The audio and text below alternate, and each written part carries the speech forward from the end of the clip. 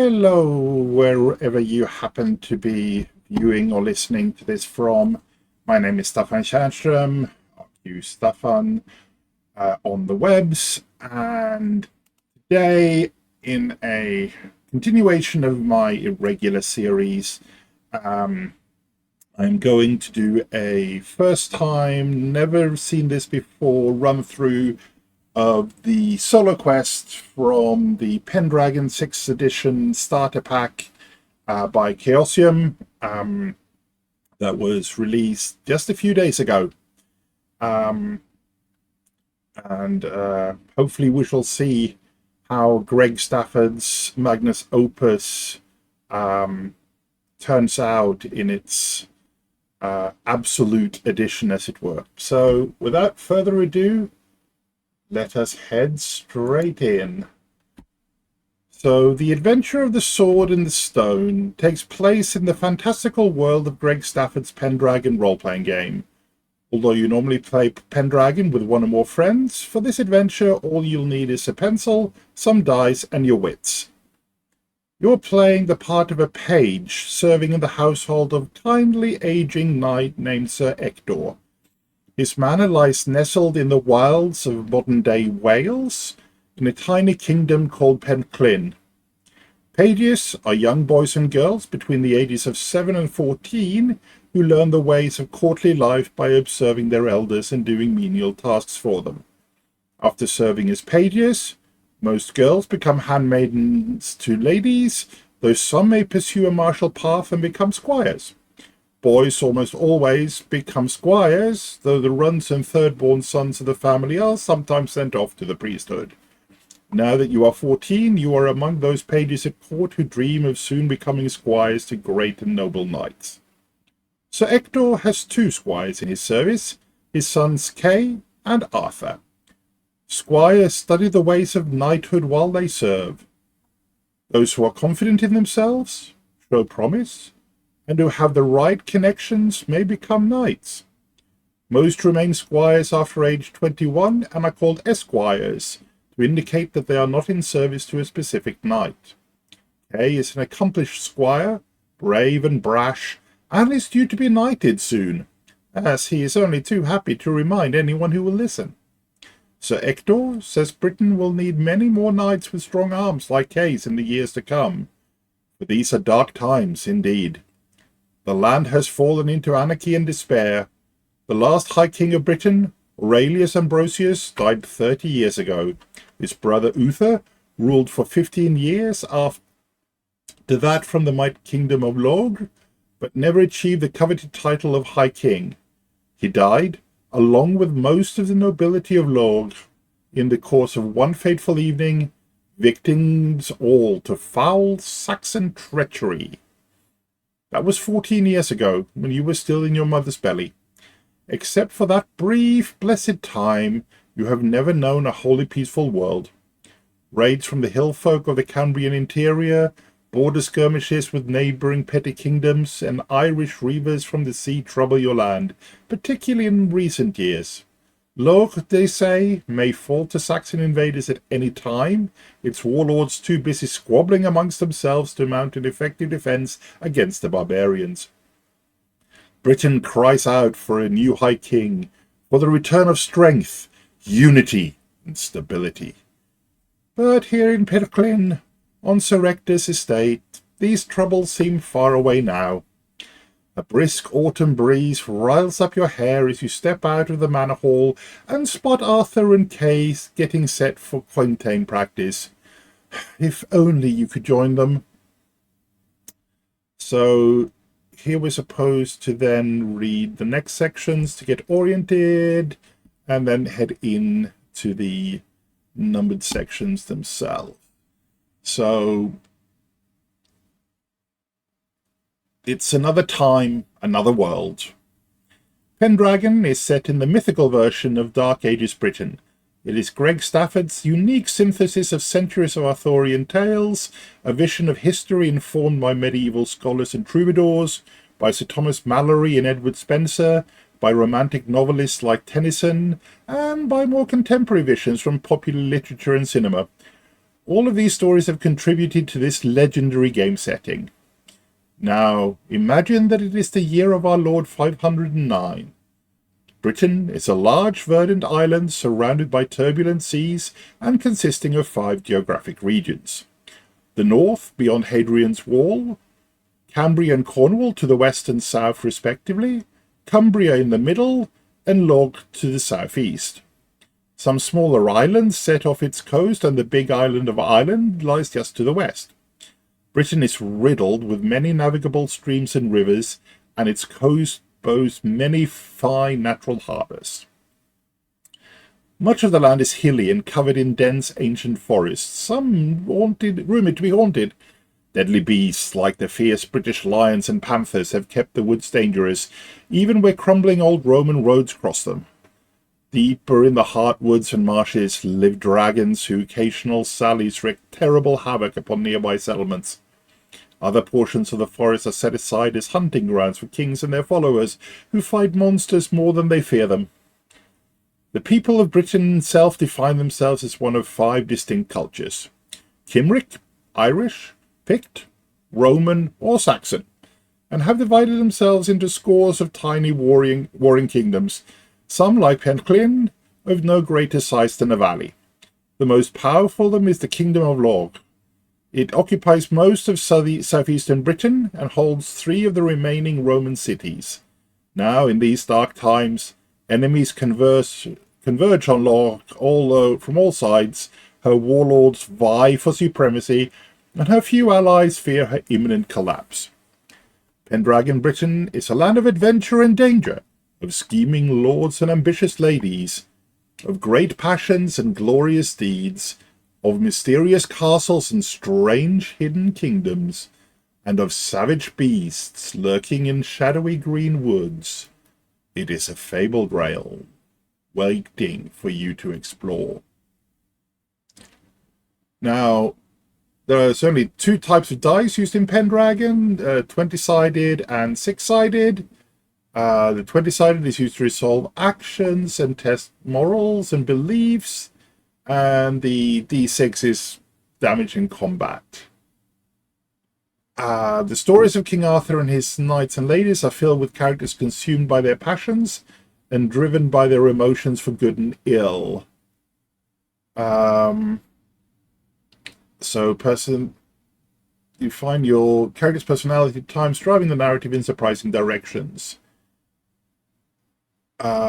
which touches upon the central question underlying all gameplay in Pendragon: finding out what kind of knight you really are. There's glory and honor. Glory only increases by time. Honor goes up and down.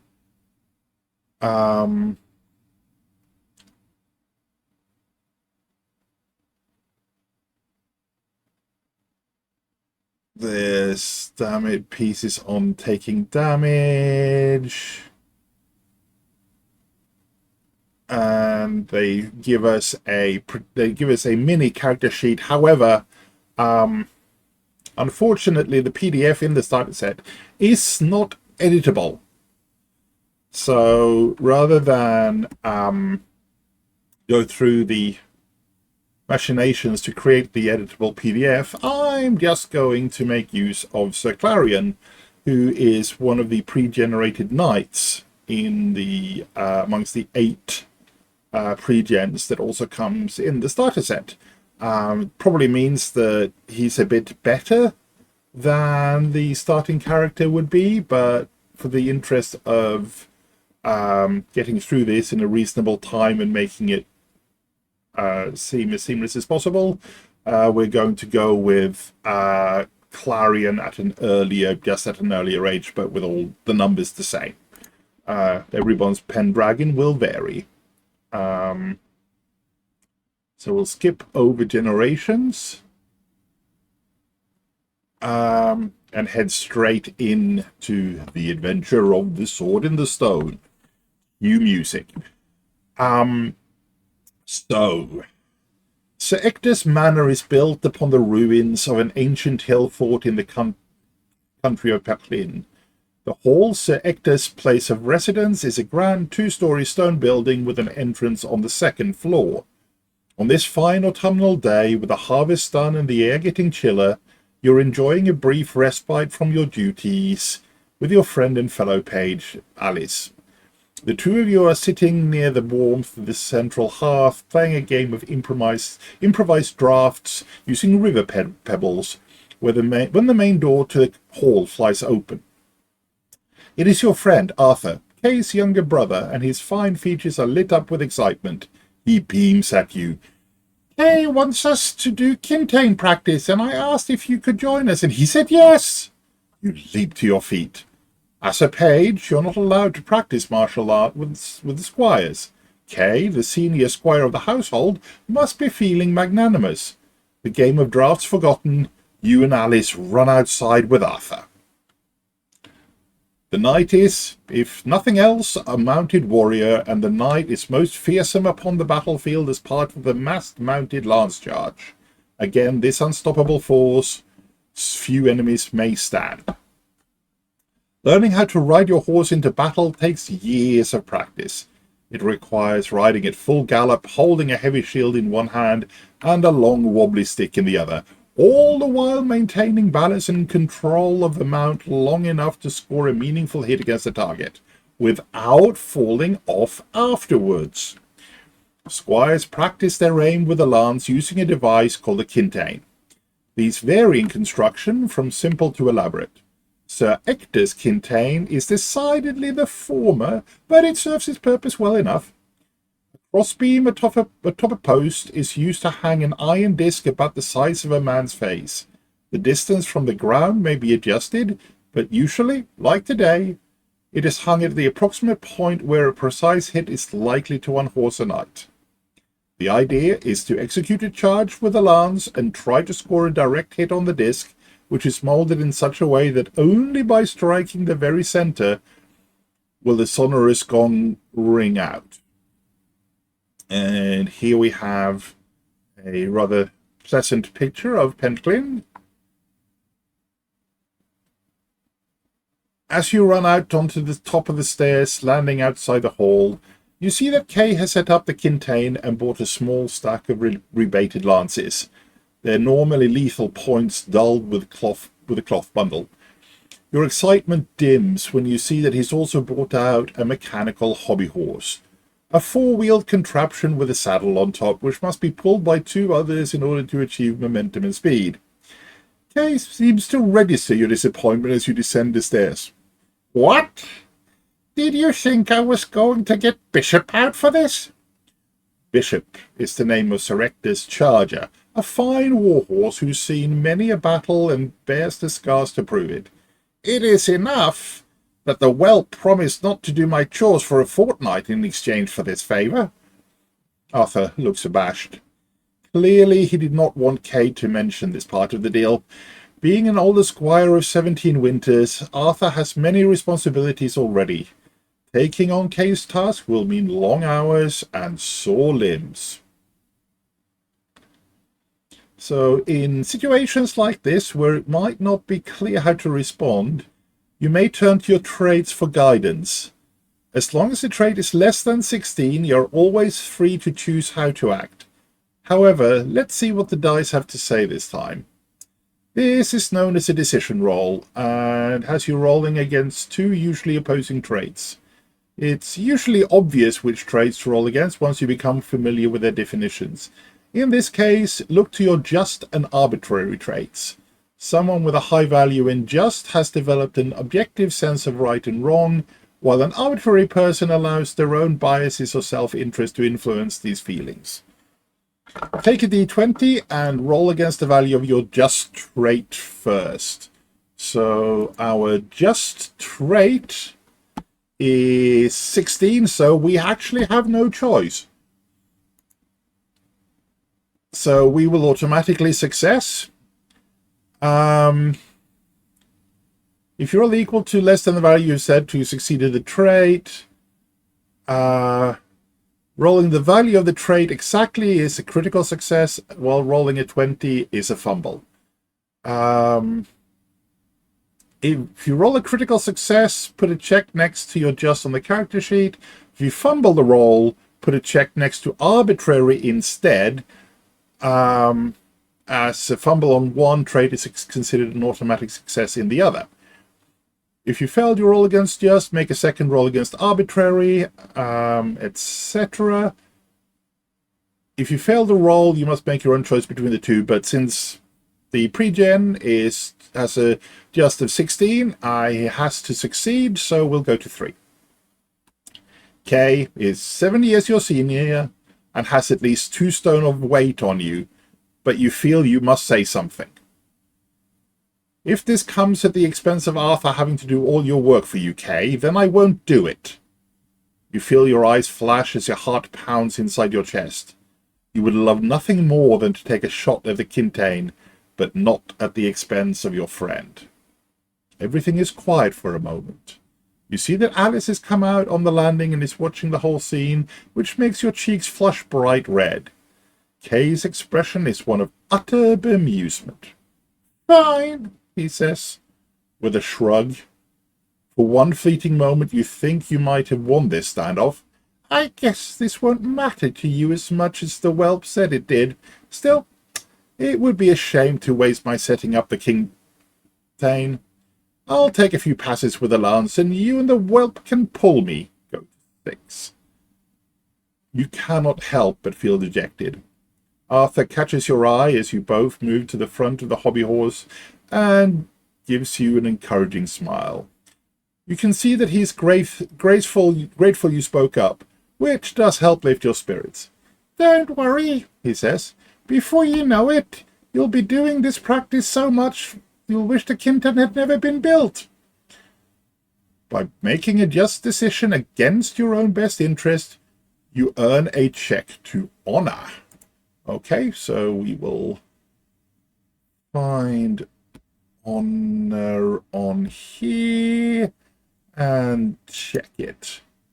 Let's see. Let's stick in go in. I need to go in here.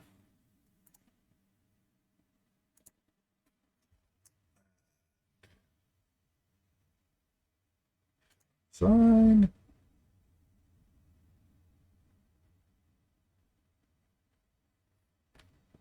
Fields. We'll check honor for now. Okay. So we've checked honor. Kay hops onto the back of the hobby horse, causing its legs to bow alarmingly. He wields the lance, 12 feet long and made from a single piece of ash wood, as if it were a stick. All right, horsey, let's go. He proceeds to spur the horse, and Arthur laughs. From the landing, Alice shouts out words of encouragement. Your leather shoes dig into the uneven turf as you pull hard. Even with Arthur's help, this is going to be rough work. So make an unopposed strength roll to see how you fare. So we shall see what our strength is. Our strength is currently 14. Oh, that's, yes, strength of 14. Roll a d20, rolling an 11, so that's below, so that's a success. So, succeed, go to 14. You put everything you have into pulling the horse, and despite the bumpy turf underneath and Kay's bulk, you and Arthur manage to get it up at decent speed. You can see the cloth-covered tip of the lance sticking out above your head and entertain the ludicrous thought that this is what all war horses must see in battle. Then the lance strikes home, the metal disc ringing out to indicate a perfect strike. The horse slows to a stop, and Kay hops off. That's how it's done, children, he says, starting to walk off, leaving the tidying up to you and Arthur. Hopping to 17. Without warning, the air is split with the blast of a horn. Your pretty concerns and squabbles pop like a soap bubble as you all turn to see the lord of the manor, Sir Ector, riding up from the village of Kergai, his household knight Sir Jonas riding behind him. Most knights in Britain serve in the household of a lord, thus their name. They're also called bachelor knights, from bas chevalier, low knight. They are, nonetheless, members of the nobility, and to reach even their rank puts one in an exclusive group of warriors dedicated to those who cannot defend themselves and pledge their swords to the service of a nobleman or lady. Sir Ector, an aging knight, looks to be in good humour. He reins his horse to a halt near where you are practising and hops down.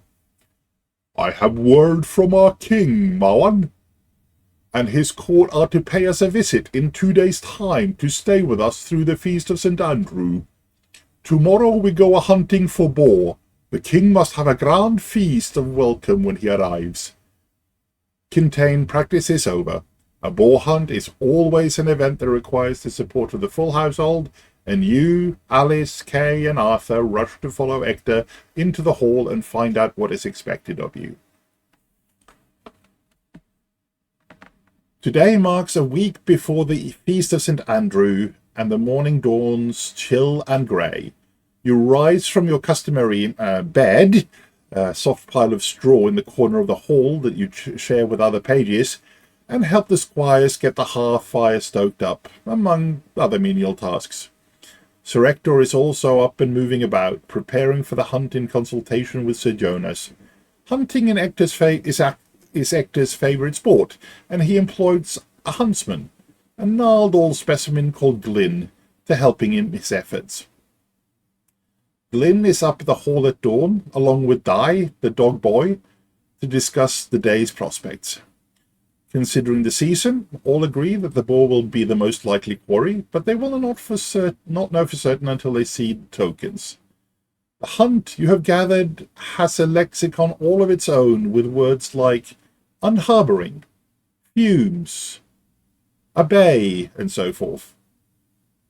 Although you have seen many hunts set out from Hector's hall, this is to be the first time you're invited along to one, and your stomach is far too unsettled to take the bread and small ale on offer for the morning's fast breaking. Arrangements are made, and the hunting party assembles outside the hall. The knights and squires are dressed in the gambesons, thickly quilted cloth armour that provides some small protection against the beasts of the wild. Each carries a special spear called a boar spear, which features a long, sharp iron head and a sturdy metal crosspiece, positioned about 18 inches down the shaft and intended to prevent the wild boar from running up the spear and goring the hunter. Sir Ector has spun fireside tales of companions lost to the savagery of the boar and its razor-sharp tusks, and your blood runs cold as you think of what it would take to down such a wild beast. You walk alongside Di, who has his hands full managing the estate's pack of baying running hounds. To your other side lopes Arwan, the great shaggy old wolfhound, who is a great favourite of everyone's in Hector's household. He is as big as you, but as gentle as a lamb. His presence reassures you, for he is brave and true as any noble knight. The air is fresh from the rains overnight, and as you walk across the dale, the clouds begin breaking up, allowing some golden sunlight through. To the east, you see golden rays reflecting the surface of Clint Egid, the mighty lake that forms the headwaters of the River Dee. It is said that beneath its waves lies a sunken city, and some nights you can see the lights of the building down in the depths. Well, that's what Kay's always claimed, at least. You and Arthur have snuck out a few times, but haven't seen anything so far. Aside from the scattered towns and villages and their farm and pasture lands on Sir Ector's estate, most of the Vale is light woodland, and you are making for one such patch of forest now. Glyn and his assistants from Kergai got a head start earlier, and you see them approach bearing the fumes, excrement, of a boar inside the rim of their hunting horns. Sir Ector dismounts and confers with Glyn the hunter about the best approaches, the location of the boar's lair, and so forth. The air is electric with anticipation. Kay approaches you. You see he's holding a sausage link. He tears it apart with his teeth and offers you half. You should eat something. Hunts can last all day. Kay does have its moments of compassion. As you eat, he explains the different calls of the huntsman's horn, how it's used to gather the hounds, to signal the other hunters, and how to announce the death of the quarry, in addition to sundry other uses. Every knight and squire carries a horn, for hunts often range over vast distances, and it is easy to get separated. Arthur has drifted over during the conversation as well, listening to Kay whilst leaning against the spear. You should stick nearby to me and Sir Ector, says Kay. If you get separated, just listen for our call. Once we've taken the boar, you will help us bring it back to the hall. Just then, Glyn signals the finding, the opening stage of the hunt where the beast is unharboured, and the chase begins.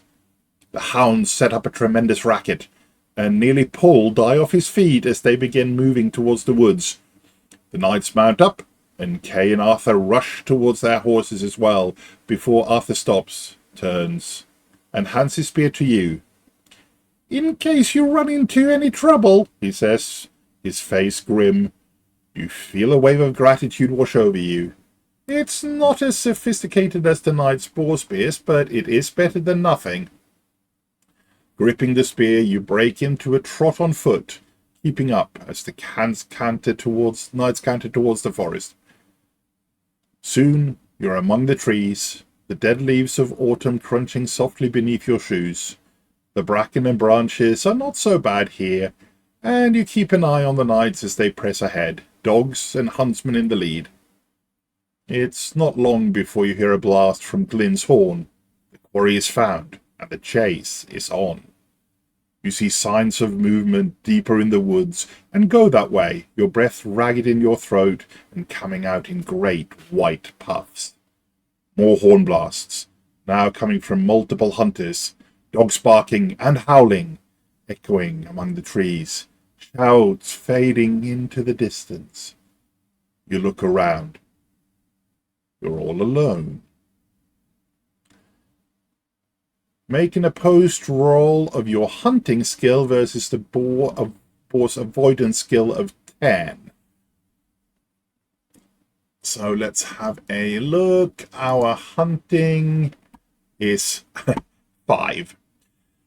So we will roll the boar's hunting skill of 10.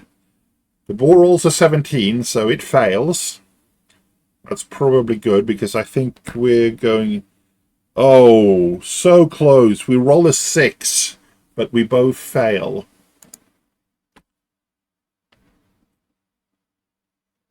The mutual failure. For this opposed roll, there's no penalty if you fail or lose your skill roll apart from the simple consequences of failing. That's not always the case. Roll a critical if you win. Partial success. If you fail or lose, the roll go to 39. Okay, we will go to 39. Here we go. You wander the woods for what feels like hours. The day is growing long. From time to time, you hear the distant call of a hunting horn and turn in what you think is the right direction, but then another call sounds from a completely different direction. You're beginning to despair of ever finding your way out of the woods when suddenly you spot a remarkable scene up ahead. A great mossy rock juts from the cliffside. Under the overhang, there is a lean-to hut, its boards green with moss. A ragged hemmed curtain hangs in the doorframe. There's no sign of anyone about. So, do we want to investigate the hut? Go back the way we came. I think we go and investigate the hut. Hey, Diggs. Yes, going through the new Pendragon starter set in the Soloquest. So, we push aside the ragged curtain and enter the hut. There's a pile of straw in the corner that seems to serve as a bed, and the only other piece of furniture are a three-legged stool and a small cabinet, both of which are roughly carved. The rock of the cliff overhangs forms the ceiling and the three walls. You see a cave mouth in the far wall, and you can just make out the flickering of a feeble flame somewhere within its darkened depths. The sound of chanting is also discernible. So roll religion. Let's have a look and see what our religion is like. Our religion is 5. So not a great chance here. Rolling a 14, failing. Not a great surprise. If you fail the religion roll, you may decide whether to press on. Oh. Let's have a look at what we're like for prudent or reckless. Prudent or reckless, we're 10-10. 10-10 for trusting and suspicious. So I think we move on and take a look. So pop down to 42. And here's also a graphic of the hut in the overhang. The cave passage is narrow and twisting and nearly pitch dark. Only the light of the hermit's candles in the chamber ahead provide any sort of illumination. But I emerge into a makeshift chapel. The chamber is shaped like a beehive, and water drips from cracks in the ceiling, soaking into the pebbly ground. Across from you is a crude altar festooned with images of Christ on the cross, the apostles, and the Virgin Mary. Many small beeswax candles burn in the nooks and railings of the altar. In front, kneeling, is a raggedy man, his head bowed. He's whispering and rocking back and forth as he does so, lost in holy ecstasy. Despite the simple surroundings, the room seems filled with an otherworldly sensation. The air seems thicker here, almost sweet. So either choose or roll against your spiritual or worldly traits.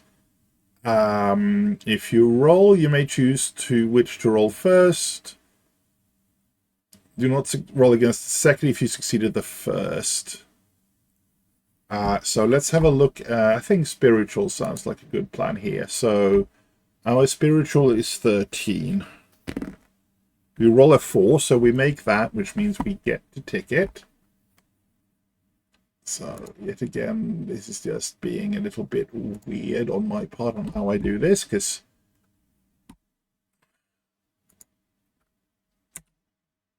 PDFs.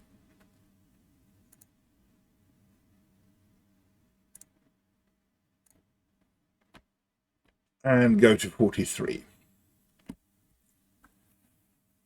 You kneel and clasp your hands in prayer, listening as the hermit finishes the liturgy. You possess only the most basic knowledge of your faith. Like most members of the gentry, you only attend church on the major holy days and are untutored in my letters. But you feel swept up in the moment and meditate on the effigy of Christ looking down at you from the altar until the hermit concludes. With a final Amen, he stands and turns to face you, smiling. "What brings you to my humble chapel, my child?" he asks. He's an older man, ragged-looking, with a shaggy mop of hair and bushy beard. Something about his bearing, however, reminds you of Sir Ector. You tell him of your misadventures in the woods and of your separation from your party.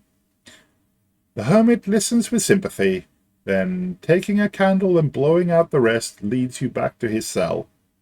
"I can set you on the right path," he says with a twinkle in his eyes, "but not before I have fed you and seen to your care."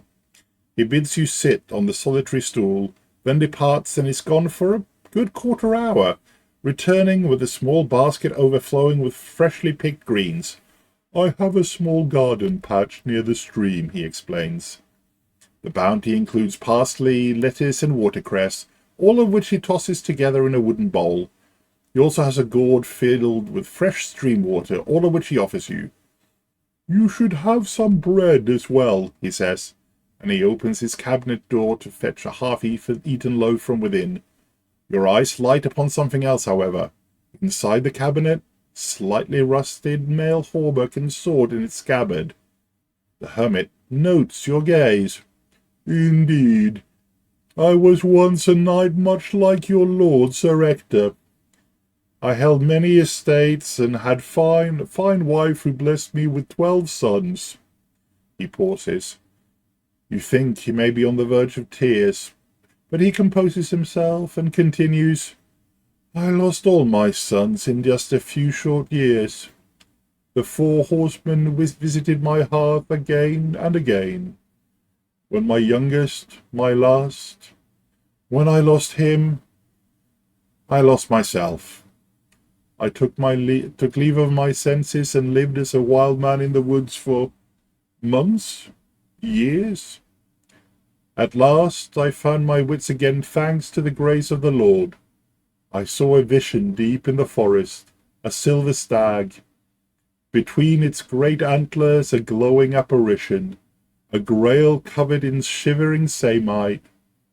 I knew myself again, and knew my life's remaining years were to be devoted to holy contemplation out here in the wilds.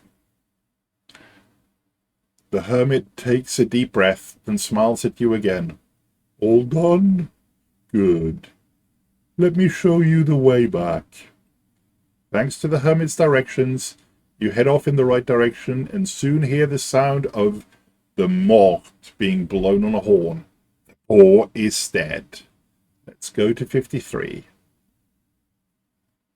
The boar lies dead, its blood soaking into the leaf-strewn ground. The barking and whispering of the hounds form a chorus in the background, but they know to hold back, the reward soon to come. So Ector takes a stout, sharp blade and begins the unlacing of the beast, first disemboweling it before cutting it into 4 quarters, plus the head. Some of the boar's insides are now thrown to the dogs, whilst others are set aside for use in the forthcoming feast. Kay blows a complex pattern on his horn to signal the conclusion of the hunt. Spirits are high, and there is much laughter and singing as the parts are gathered for transport back to the hall. You and Arthur hoist a pole between you, from which hang the boar's hindquarters.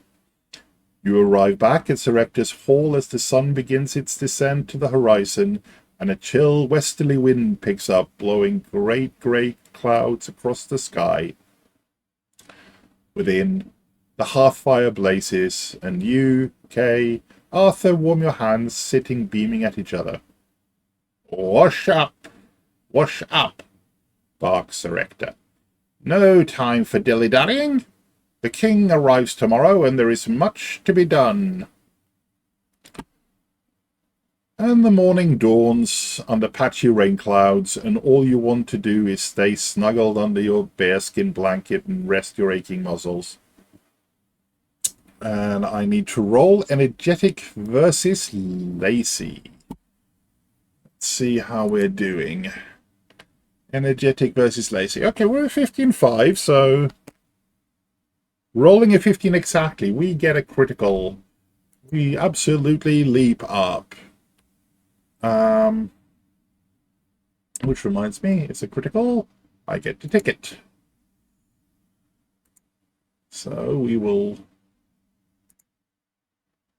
take energetic.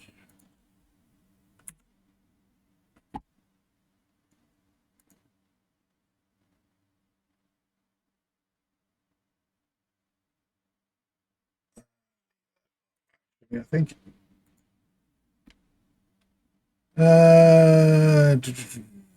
Four.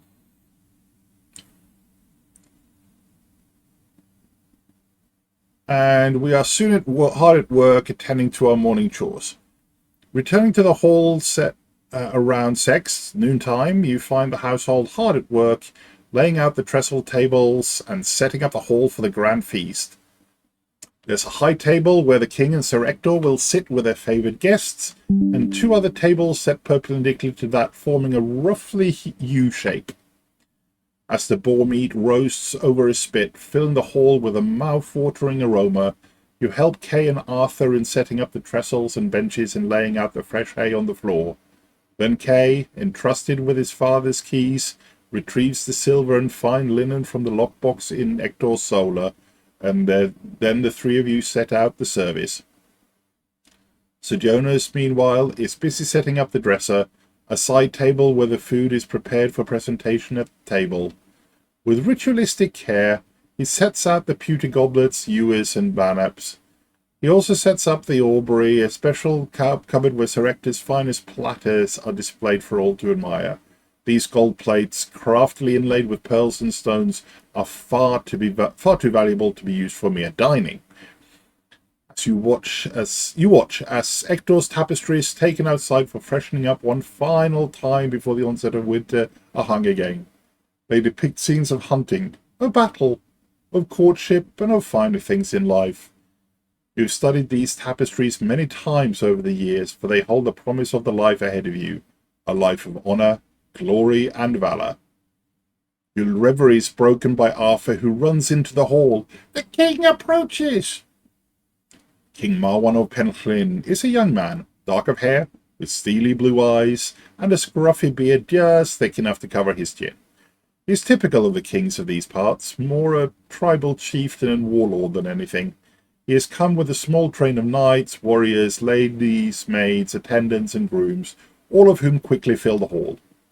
As Sir Ector bows the king into his hall to the accompaniment of a trumpet fanfare, offering him rose water to wash his hands and face, your gaze falls upon the most remarkable member of the king's entourage, a dirty runt of a boy, dressed in goatskins, a herder by the looks of him. He catches your gaze, winks at you, then disappears amongst the throng. Your attention is drawn by Sir Jonas, who serves as Ector's steward, an officer who oversees the estate's food, fields, and flocks. He's doling out assignments for the patron squires. We will roll courtesy. Rolling a 1, so that will automatically succeed. So check courtesy.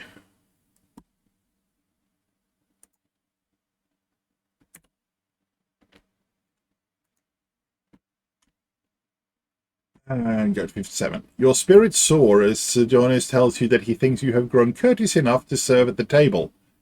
You stand by as food is brought out by other pages from the kitchen and laid on the dresser.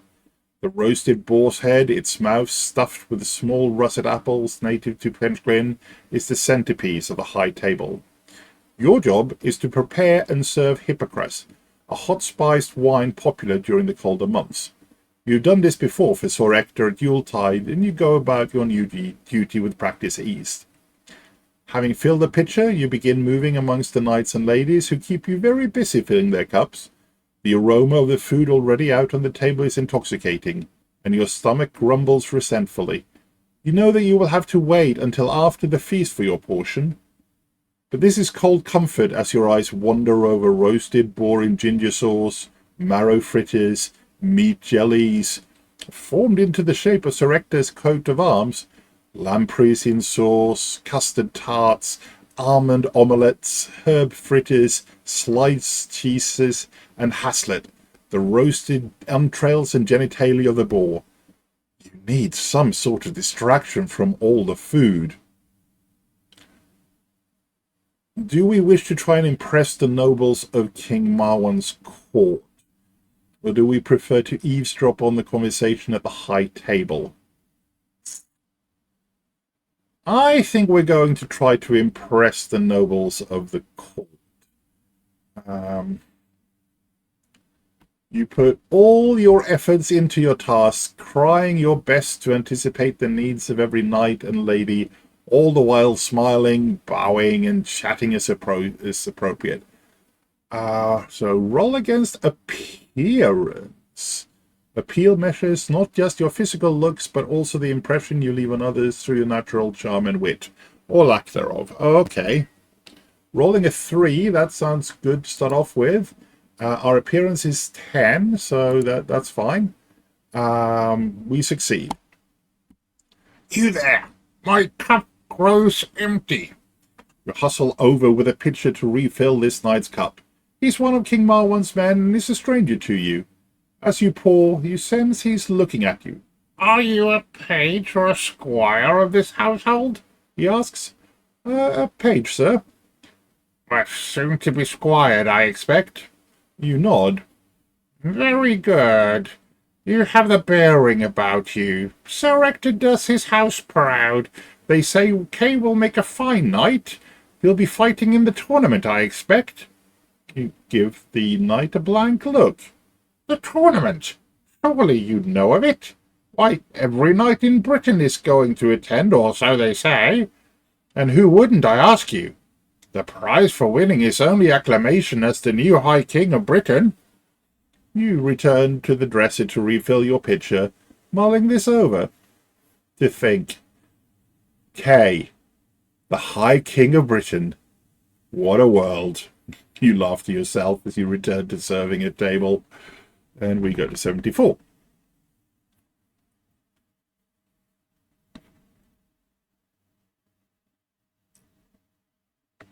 It has been a month since you left home in the company of Sir Ector, Sir Kay, and Arthur, and for the entire time you have endured chill, wind and rain, and blowing snow, leaving you wet, cold, and miserable.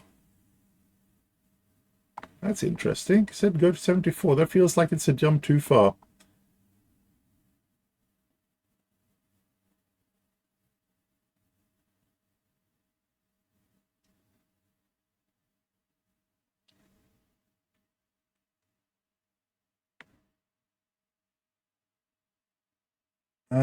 It feels like we've missed something here, but that's what it seems to say. So,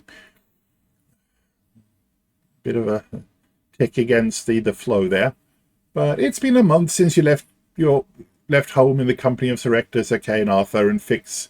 For the entire time, you've endured chill, wind and rain, and blowing snow, leaving you wet, cold, and miserable. You've thought often of home, dreaming of the warmth of the hearth and good company. Alice made you promise to tell her of the sights of Londinium, so you have that much to look forward to when you return at least. Your journey began on the rough trail that follows the course of the River Dee out of Pendragon to the city of Legions. You did not linger long in that thriving seaport with its merchants and travellers from all over the world, or so it seemed to you, before turning southeast along the old Roman road to the kingdom of Cameliard. At Carahay's castle, you turned south and entered the great kingdom of Lorc. Passing over the Chiltern Hills and through the Roman cities of Corinium and Silchester, the latter being part of the journey being unsettling, like riding through enemy territory, thanks to the constant threat of Saxon raiders in this region. Since the defeat of King Nontelod of Escavalon at the Battle of Netkimarsh 2 years ago, the Saxon kings of the southeast coast have grown increasingly bold. Sir Ector had plenty to say about the current political situation during your journey. What you've managed to absorb is that the fractious warlords of Britain are doomed to fall one by one to the ambitious Saxons, and that the land is in desperate need of a leader who can unify everyone. Nontelod was the last and best hope for someone to accomplish this by force of arms. Now, by mutual agreement, a tournament is to be held at the old capital city of Londinium, on the border of the Saxon kingdoms. The winner, it has been agreed, will be named High King, with great expectations to bring the Saxons to heel.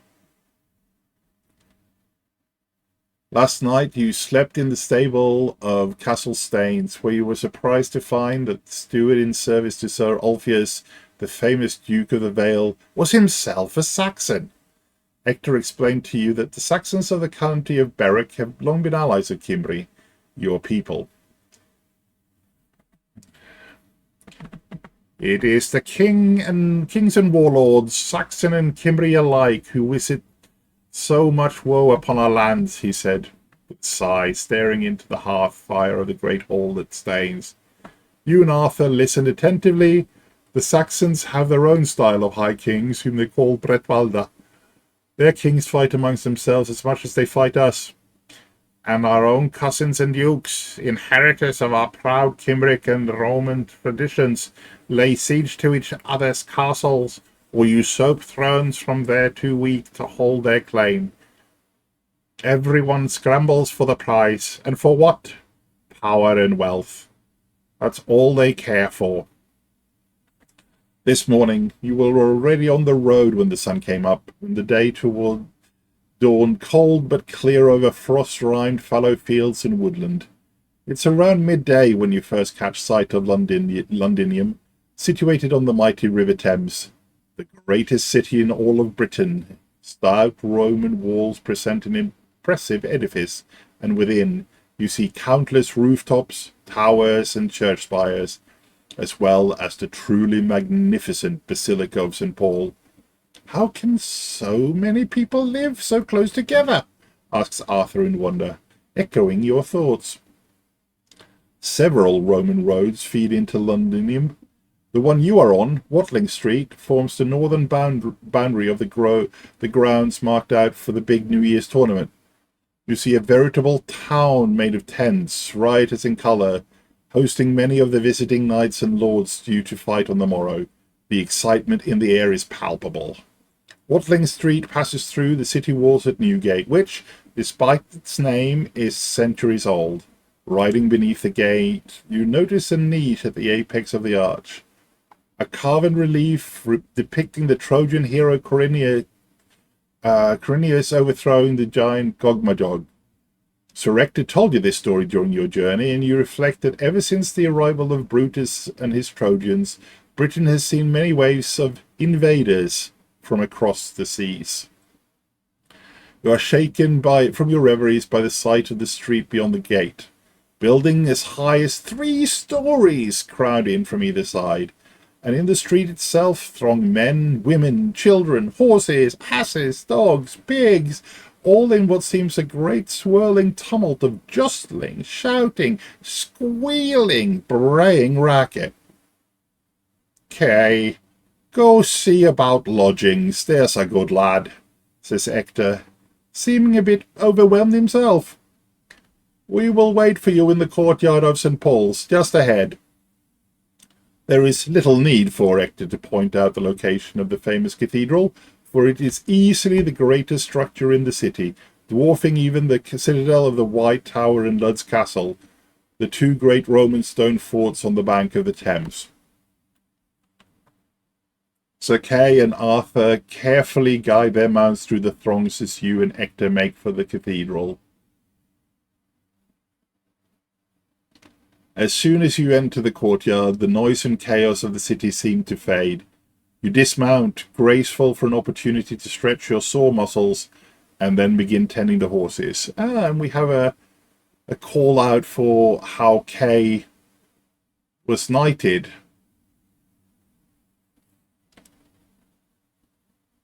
And how we became the second squire of the household. Oh, very nice. You have barely started on your tasks when Sir Ector calls you over to some sort of monument erected right outside the cathedral's massive front doors. As you approach, you see a strange marvel. A great stone block surmounted by an anvil. Driven into the anvil is a sword, still bright and sparkling in the sunshine. Sir Ector brushes aside a bit of snow on the shaded side of the block and points to some letters carved into the rock. Like most members of the knightly class, you lack clerical education and do not know your letters, nor does Sir Ector for that matter, but he's heard the others tell of the inscription's words. It says something like, "Only the true king can pull me forth," or words to that effect. Many knights, including the best in the lands, have tried, but all say that it will not budge in the slightest. Will encourage Sir Ector to pull the sword, I think. But Sir Ector demurs at your suggestion. "No, not I," he says. "Such a lowly knight as myself. High King of Britain, I think not." It juggles. Here comes Kay.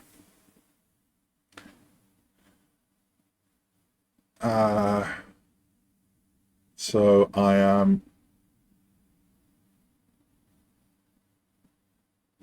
assuming that that's... Oh, yes. So we'll check modest and go to 78.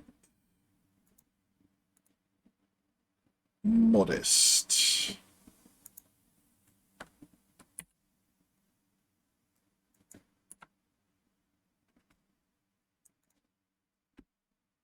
Sir Kay enters the courtyard. I found an inn with a room available. Last one in Londinian, or so the old crone who runs the place claimed.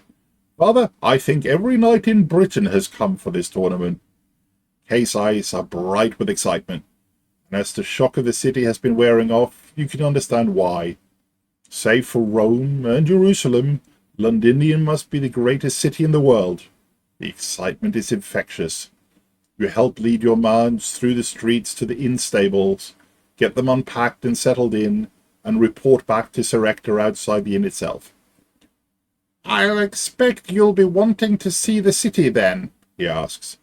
Take the afternoon to explore, but mark that you are back by supper time. Cannot believe your fortune as he hands you 2 silver pennies. Just in case you find a souvenir, he says with a wink. So we have a few hours to ourselves in one of the world's great capitals. What would we like to do? To examine the tournament grounds, or would we like to wander the streets first? I think we wander the streets. So what beckons?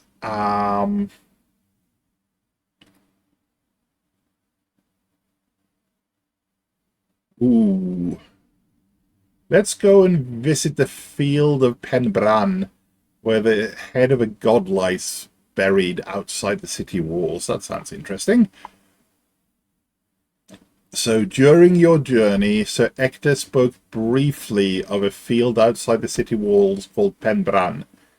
The druids and pagans say that the head of the old god Bran lies buried there, he said, looking uncomfortable with what he clearly felt was borderline blasphemous talk. He spoke no more of it during the trip, but you resolved to take a look for yourself, if possible. You pass by the massive Holy Trinity Priory and through Aldgate. A passing crofter points you in the right direction, and soon you find yourself standing in a small meadow. The battlements of the White Tower look down upon you from the south, flocks of ravens circling above the ancient citadel. There's nothing terribly remarkable about this spot. Had you not heard of it, you'd never have suspected there was something special about the field. But you're not the only one here, though. Through the chill air, you hear the strumming of a harp, clear and lovely. Looking around, you see a man of middle years sitting under the boughs of a small oak tree growing at the edge of the field. He wears a fine woolen cloak woven in a checked pattern and seems lost in the melody he's plucking out on his harp. Let's approach. So you approach the man who looks up as you draw near, though he does not cease his playing. He seems friendly and invites you to a seat beside him. The melody changes, and the man begins to sing a haunting dirge. His song tells of Bran, lord of the pagan underworld, whose life was full of marvels, but who saved his greatest marvel for his death. In his last fight, Bran was mortally wounded, but rather than despair, he gave his friend strange instructions to cut his head off and bury it just outside of the Londinium. He prophesied that no invaders could harm Britain as long as his head remained buried there. Thus, his friends decapitated him and set his head at a table like an honored guest. For 7 years, the wanderer's head entertained him with songs, stories, and riddles, and they did not perceive the passing of time. They failed to comply with Bran's request. Then his 6 companions regained their senses. As ordered, they buried Bran's head outside of Londinium, where it lies to this day. With his song concluded, the man stands, gives you a friendly nod, and walks off across Pendragon, disappearing through the bank of hawthorn trees on the far side. Check folklore. Very well.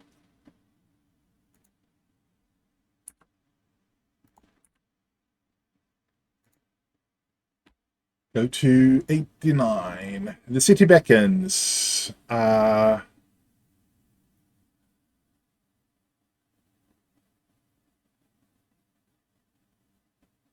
You go back to, so Yeah, we'll go back straight. We don't want to be late for supper, so we'll go straight to 79. City beckons. Where to go? Let's go to Dowgate Market. Dowgate, also called Watergate, is the primary trading port on the River Thames. Ships, boats, and rafts all crowd the docks here to load and unload their goods to trade. Vendors and merchants hawk their wares from countless stalls and tents, offering seemingly anything you could desire. Perhaps you'll find a souvenir here to take home to Alice. Even during the winter, the trade in and out of Londinium flows as freely as the Thames. You wander amongst the stalls, taking in the aromas of spices from far Araby and roasting meat from food vendors, and marveling at the piles of fine wares on display, when your path is blocked by a warty old man dressed in a filthy, stinking rags. His watery eyes seem to stare right through you to your very soul. He smiles, revealing a bank of crooked teeth as he leans upon his walking stick. He seems somehow familiar to you. "Spare some money for an old poor beggar, master?" he inquires, the stale smell of his breath washing over you. "Let's give him a penny." You reach into your purse hanging from your belt to fetch a penny, only to find nothing in there. At some point, while you wander the market, some sticky-fingered thief made off with your money. The beggar chuckles at your dismay. "Seems you have a bit of my luck, young master, but despair not. Fortune is often fine where you least suspect it." Before you can react, he reaches behind your ear and withdraws an old Roman gold soldiers. "Keep this, do not spend it, and you'll come into wealth many times its value." You begin to stammer your gratitude when you're interrupted by the cry of an alewife. You stay away from my child, Merlin, you old coot," he says, barreling in between you. "We don't need any of your devil-spawned sorcerers here. No, we do not." The beggar takes the alewife's assault in good humour, merely tugging at his forelock and walking off laughing. And then it strikes you. This was the same person who accompanied King Marwan's party, but back then he went about in the guise of a simple goatherd. Check generous and head to 89. We're gathering up quite the amount of ticks here.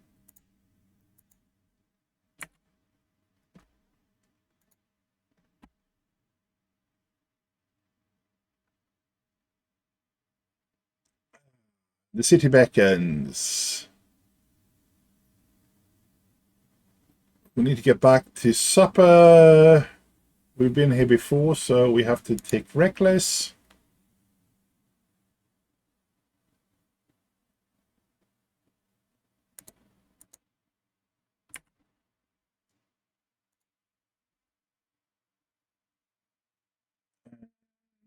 Go to 79.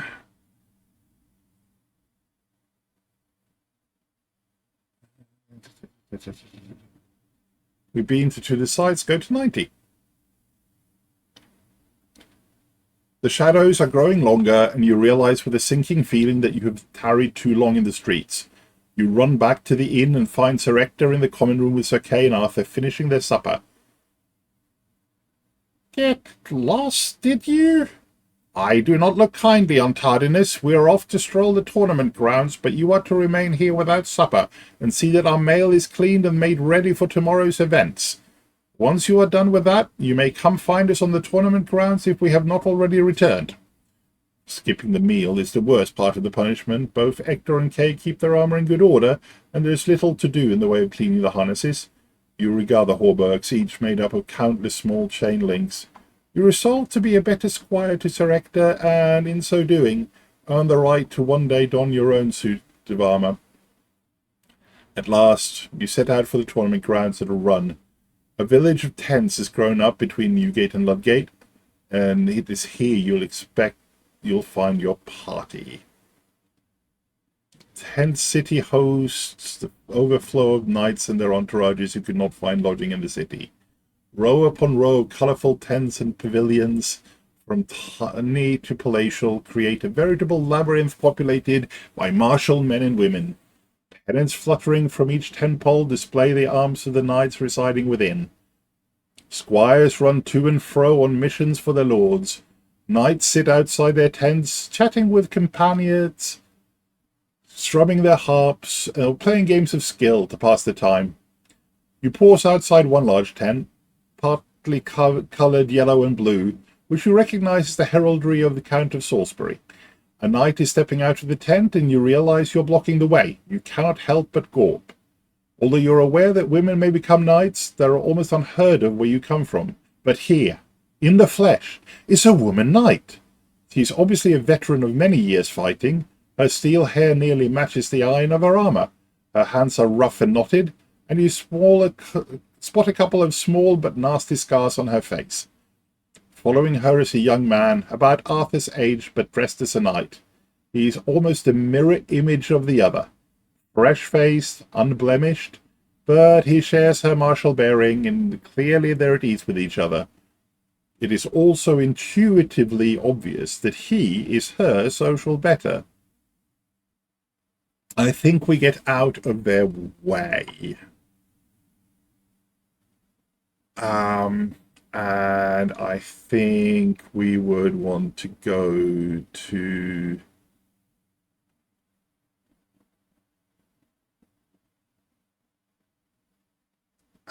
have a stroll. Let's have a look what's going on with the squires. Let's go to 103. As you approach the corral, you see many knights gathered around the fence, laughing and yelling encouragement to the squires within. You target the mailed sleeve of a nearby knight and ask what's going on. This is the cohort. A chance for squires to have a bit of fun bashing each other with sticks. You should join. If you would rather not get knocked about, check prudent and go back to 92. Yeah, I think that's going to be our style.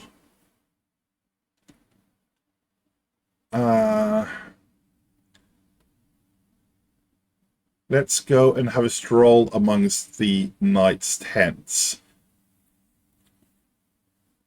So, the tent city hosts the overflow of knights and their entourages who cannot find lodging in the city. Row upon row of colourful tents and pavilions, from tiny to palatial, create a veritable labyrinth populated by martial men and women. Pennants fluttering from each tent pole display the arms of the knight residing within. Squires run to and from on missions for their lords. Knights sit outside their tents, chatting with compatriots, strumming the harp, etc. Yada yada. So we just went through here.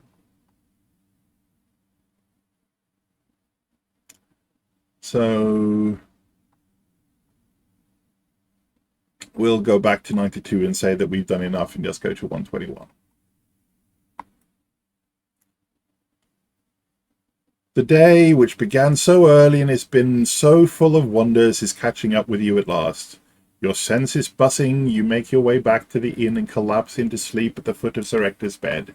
Tomorrow, the tournament begins in earnest. By the end of the day, Britain will have a new High King.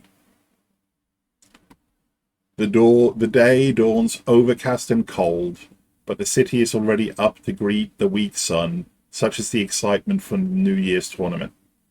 Your morning at the inn is spent in a flurry of activity, gathering the equipment needed for the tournament fight, helping Sir Ector prepare his hauberk, helm, and shield, feeding and preparing his charger down in the stables.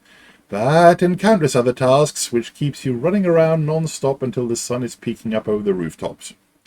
Arthur is every bit as harried and hurried in his duties for Sir Kay, so it is with some sense of relief that you both mount your rounces and fall in behind your knights. You exchange smiles, letting your agitation give way to excitement. Along the way, Sir Ector briefs you. We are to be divided into two cohorts, the Red Knights and the Blue Knights, and will fight a mock battle called a melee. Knights earn tally marks for performing great deeds upon the field, such as knocking an opponent off their horse, taking a foe captive, or even performing a particularly thrilling display of martial prowess. The Lord Mayor of Londinian himself and the guild masters of the city sit as judges and keep a record of our marks. At the end of the day, the knight with the most tally marks is declared the Knight of Honour, and in this instance, acclaimed the new High King of Britain. As squires, you are to ride onto the field with us, but you are not to fight. Your job is to hold back and look for ways to assist us, to replace a broken lance, to drag off the field if we are knocked out, or to escort any prisoners we may capture back to the reset, which is at our end of the field. Your head spins with all the rules and your duties, but you are determined to do right by Sir Ector. At the tournament grounds, a large noisy scrum has formed around tables where harried heralds are assigning overexcited knights to their cohorts. Ector and Kay dismount and take their place at the back of the mob when you notice that Ector is without his sword. You grab it from his charger and hustle forth to help him belt it around his thick waist. He grunts in approval. "Well, fetch my sword," says Kay absent-mindedly. Arthur turns pale. I forgot it at the back of the inn, Kay. Kay's face turns crimson with anger. "Oh, Arthur," says Ector disapprovingly. "Quick now, there's a good lad. Go back and get it, or your brother will be without his sword on the field." Arthur is off like a dart. Shooting promises to be back with the sword in a twinkling. Minutes pass by. Ector and Kay give their names to the heralds and are assigned to the Red Knights. Kay keeps looking about for Arthur with murderous eyes.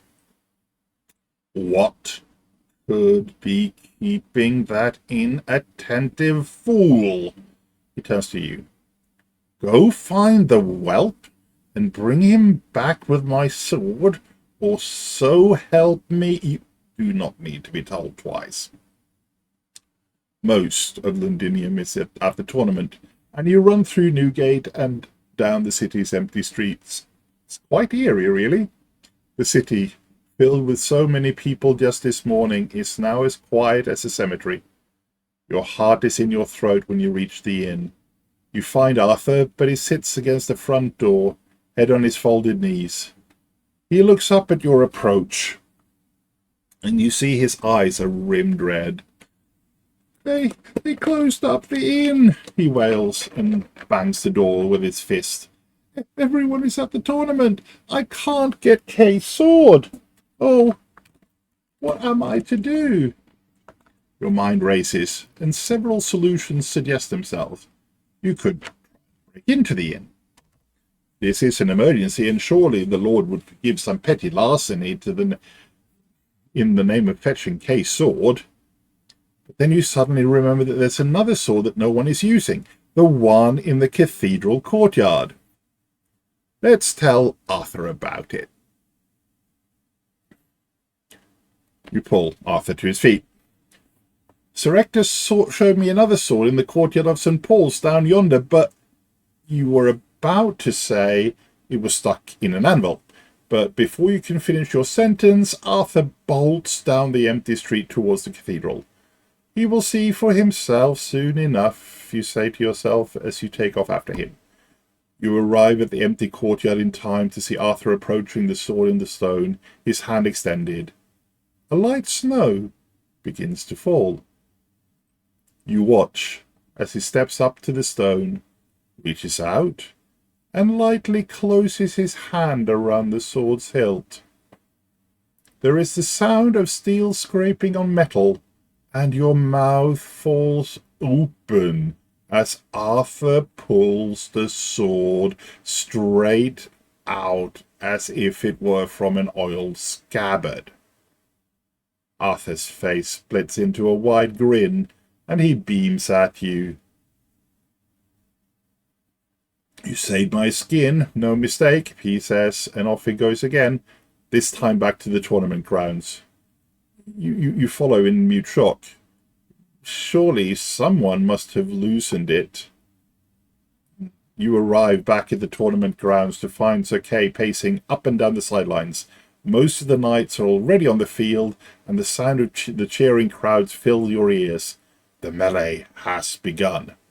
"What in the name of Jesu took you so long?" he bellows. In the next moment, he sees the sword in Arthur's hand.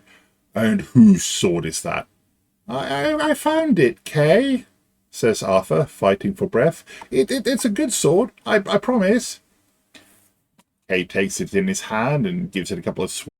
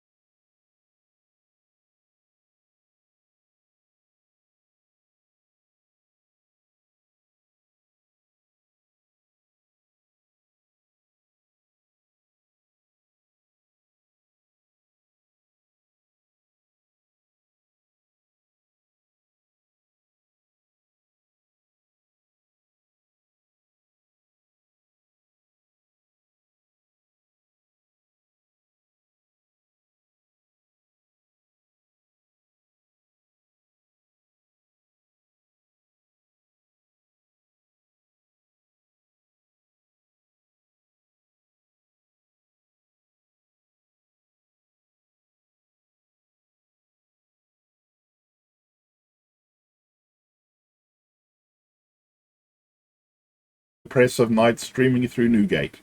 Fortunately, with your head start, you can avoid the worst of the press. Murmuring crowds of horses, commoners, clergymen, knights, squires, lords and ladies pack St. Paul's courtyard and surround the cathedral steps in a wide arc.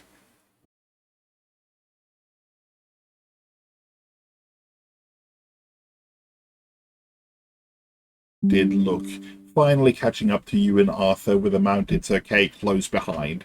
You notice that Merlin and Hector are looking at each other with deep meaning. Then, with the crowd looking on, Arthur replaces the sword. It slips back into its slot on the anvil with a metallic hiss. He steps back and watches the courtyard fill with more knights, fresh from the tournament melee. Many are dripping sweat, and some nurse minor wounds. Arthur looks very young all of a sudden, beside the sword in the stone. A mighty man, powerful of build and arrogant of aspect, jumps from his saddle. "You know this man by reputation. It is King Lot of Lothian, one of the greatest warriors in all of Britain." He shoves Arthur aside. "If this thing is going to move, it'll move for me," he declares to the crowd. "Lot, Lot, Lot, Lot," his household knights chant in encouragement. He grabs the hilt with both nailed hands and puts all his bear-like strength into the effort, but the sword will not move. He tries again. With no success, his face now red with exertion and frustration. "Let the boy try," shouts someone. Was that Merlin? And many more shout in agreement. "Yes, let the boy try." Lot stares down at Arthur with angry eyes and steps aside to join his knights. Sir Ector, now beside Arthur, nods to him, and Arthur lays one hand gently upon the sword and easily pulls it from the anvil. The crowd, noble and commoner alike, gasps. He then slides it back in place. Another knight dismounts and shouts, "It is my turn. I, King Uriens of God, shall pull the sword," and pushes his way to the rock. Like Lot before him, Uriens grabs the swords and tugs, pulls, and then tries to manhandle it free, giving his full armoured shoulders to the task, but the sword does not budge. As Uriens walks away, flustered, the lad again steps up and pulls his sword effortlessly free. "The High King!" shouts someone. "He's the High King! It's the prophecy!" The boy drew the sword, shouts King Leodegrance to the crowd. This boy is the Pendragon. A few people in the crowd lower to their knees. Not while I live, shouts Lot, who draws his own sword and strides towards Arthur. His bodyguards dismount and fall into place a few steps behind him. You were the one who saw Arthur pull the sword the first time. You now see Lot advancing with murder in his eyes. You know the right thing to do is to speak up in Arthur's defense, but can you summon the courage in this moment of decision? Well, let's try rolling Valorous and see how that goes. 10. We have a Valorous of 16. So in fact we cannot fail. Automatically succeed. Go to 131. Wait, you cry, arms wide, standing between King Lot and Arthur. Lot halts, turning his furious gaze on you. You swallow hard, then continue. I saw Arthur, this youth here, pull the sword first time. None of you could pull it when you tried. He is our new king. Lot takes 2 steps towards you and strikes you with his mailed left hand, inflicting 6 points of damage. It's like being struck by a boulder. You feel your back teeth crack, and you drop to the ground as blood gushes from a gash on your cheek. The blow ignites the passions of all assembles, and a terrific melee suddenly breaks out as knights from many different kingdoms rush towards the cathedral steps. Through a sickening red haze, you see Arthur pull the blade once more, and it seems to your eyes that the steel flashes with a strange ghost light. Arthur then steadies himself against the anvil and defends himself against Lot. Now King Leodegrance and his men, and a half-dozen other kings and men, many knights, swarm between King Lot and Arthur. The boy drew the sword, says King Leodegrance. He is by right the Pendragon of Britain. No beardless boy shall ever be my king, shouts King Lot. Nor mine, says someone. Nor mine, comes other voices. I say, he is my king, shouts Leodegrance, and he suddenly kneels before Arthur and proffers his sword. Arthur, with tears streaming down his face, gently takes it, saying with a strangely mature countenance, As I am king, I accept your offer. Lot, seeing that he and his men are surrounded and outnumbered, throws his blunted sword to the ground with a clatter. I'll be back with a sword that won't fail me, he says, baring his teeth, and leaps atop his horse. His guards pivot and spur their steeds, nearly trampling those left in the crowd. Others are doing the same, and a reproachful howl goes up from the crowd as they go. Hail, King Arthur, shouts Sir Ector, thrusting his sword aloft. The whelp, cries Sir Kay, looking astonished. Hail, King Arthur, echoes the crowd, and now Kay joins in. Hail, King Arthur, and again, Hail, King Arthur. You look up to see Archbishop Tubricus on the cathedral steps, and catching him nodding and smiling at Merlin, who smiles back and bows his head. Merlin's eyes suddenly dart to yours, and he winks at you, then disappears amongst the throng. And there we have the boy going to pull the sword. You shake your head in amazement at the cheering crowds who have now lifted Arthur on their shoulders. It looks like your dear friend Arthur, with whom you shared a bench, bucked stables, and polished armour, is now the High King of Britain. But what will be your fate, young squire?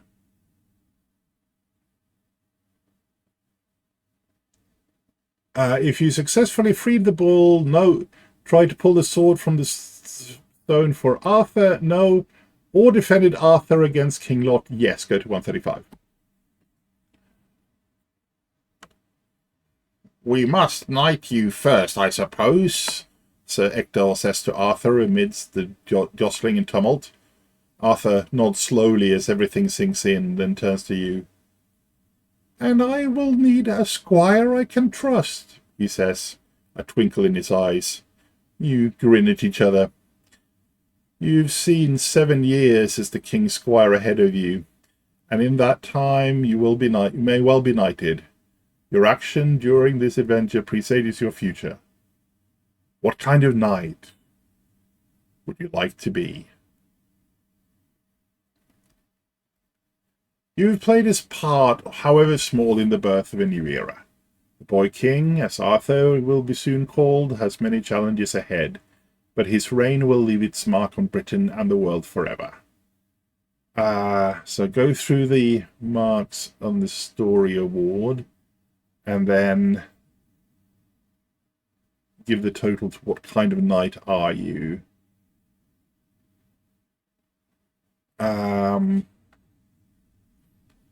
So 2 for each skill, 3 for each passion. 1, 2, 5, 8, 11, 14, 17, 19.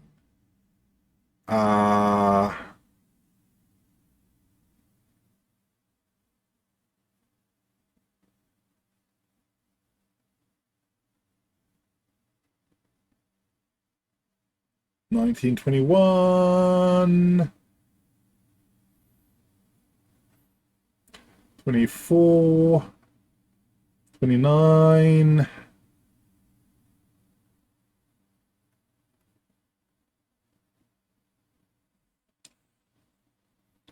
28,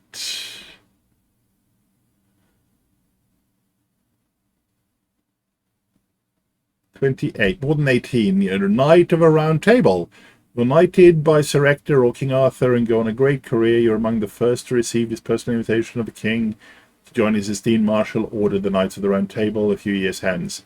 Your name is destined to be remembered in tales. And the back of that booklet is the map of the North. Yay, we made it through, and many thanks to those who managed to stay on and join me on this journey beside the now boy king, Wart. And who knows, hopefully I shall be around again to bring more tales to the channel. Until then, we'll see you around the internet. Goodbye now.